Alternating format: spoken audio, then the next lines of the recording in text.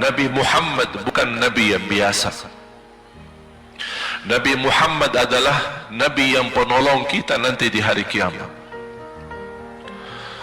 Seandainya kita masuk neraka Jahannam, masih ada harapan kita dapat syafaat Nabi Muhammad SAW.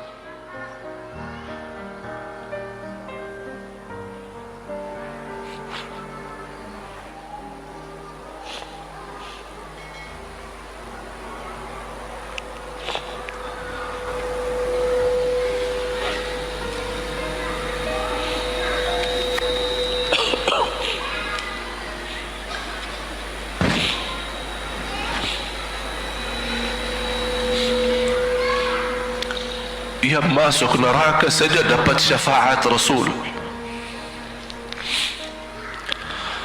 Jadi sejauh mana kita bisa mencintai beliau, sejauh mana kita minat mempelajari kehidupan beliau, sejauh mana kita mengenal sunnah-sunnah beliau. Di zaman ini, umat yang paling bodoh terhadap beliau kita umat Islam. Kita umat Islam banyak hal yang tidak tahu tentang beliau, tidak tahu bagaimana perjuangan beliau, bagaimana doa beliau untuk kita, bagaimana kesedihan beliau kalau ada di antara kita yang kena musibah atau keburukan, apalagi masuk neraka. Siti Aisyah radhiyallahu anha,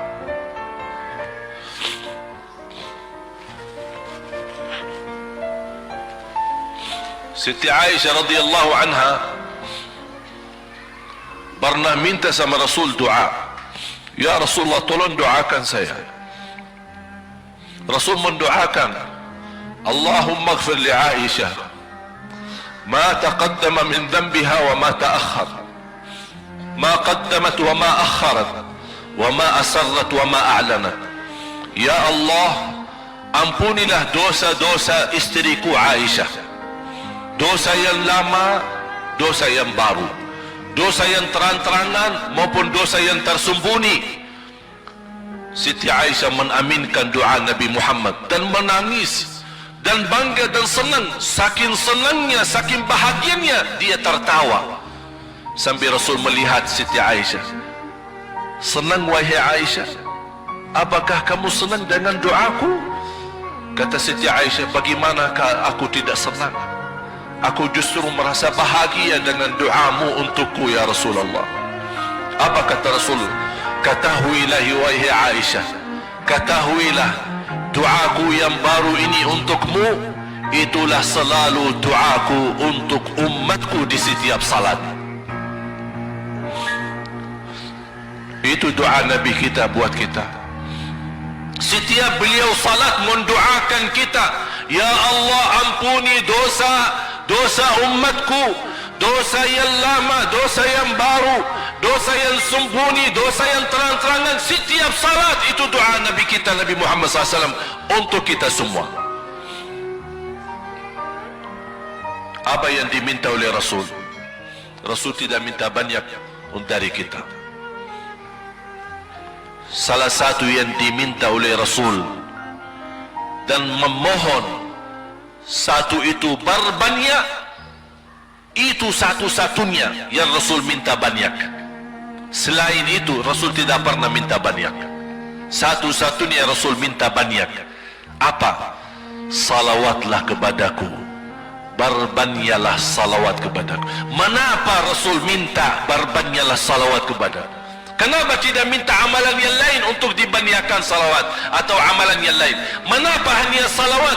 Rasul berpesan berbanyaklah salawat kepadaku, karena Rasul tahu dengan kita berbanyak salawat kita akan dijamin dapat syafaat beliau, dan itulah beliau yang diinginkan.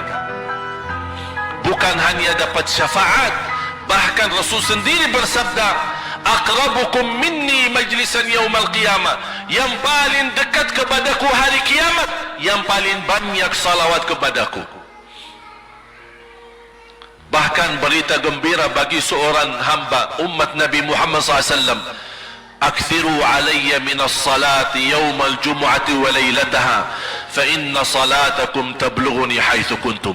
Ini keistimewaan khusus, kelebihan amalan yang utama, bahkan yang terutama di hari Jumaat dan di malam Jumaat, fokus hanya bersalawat kepada Rasul. Mengapa? Karena Rasul yang berpesan, Rasul yang minta. Rasul berpesan, berbanyaklah salawat kepadaku malam Jumaat dan hari Jumaat. Mengapa ya Rasulullah khusus hari Jumaat dan malam Jumaat? Karena salawat kalian Allah sampaikan kepadaku. Kata guru saya, barang siapa yang ingin Rasul kenal dengan dia, berbanyaklah salawat kepada beliau, karena langsung nama kita akan sampai. Ya Rasulullah, ini salawat bapa dan ibu dari Bandung, kan sampai. Ada riwayat, ada malaikat khusus tugasnya setiap kita bersalawat dibawa kepada Rasulullah sallallahu alaihi wasallam.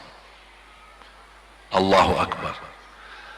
Bahkan ada orang bertanya kepada guru saya, Syekh Muhammad ibn Mukhtar Asy-Syanqiti, dan beliau masih hidup.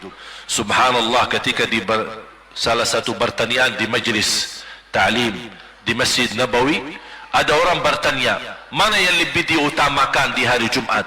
Banyak baca Quran atau banyak salawat? Kita milih yang mana? Beliau menjawab dengan jelas, dengan tegas, di hari Jumat dan malam Jumat lebih utama banyak salawat daripada banyak baca Quran. Mengapa? Karena kata beliau, karena itulah permintaan Rasul sendiri. Berbanyaklah salawat kepadaku di hari Jumaat dan di malam Jumaat. Dan banyak riwayat yang lain. Kalau saya sebutin manfaat, keutamaan salawat kepada Rasul, lebih daripada 100 manfaat.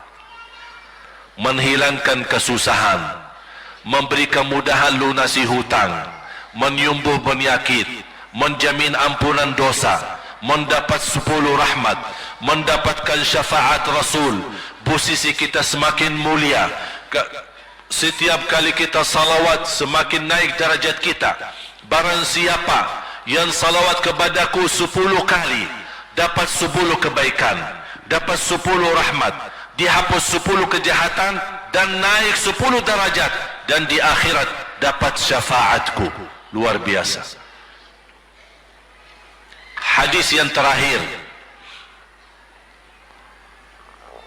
Ubay bin Ka'ab radhiyallahu anhu berkata, ya Rasulullah, aku suka berdoa. Karena salawat, arti salawat adalah doa. Arti salawat, doa.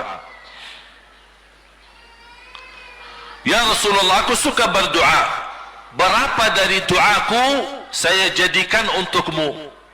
Artinya berapa persen ya? Kalau bahasa kita, berapa persen kira-kira? Kalau misal saya doa 10 menit, berapa menit untuk Rasul, dan yang sisanya buat aku?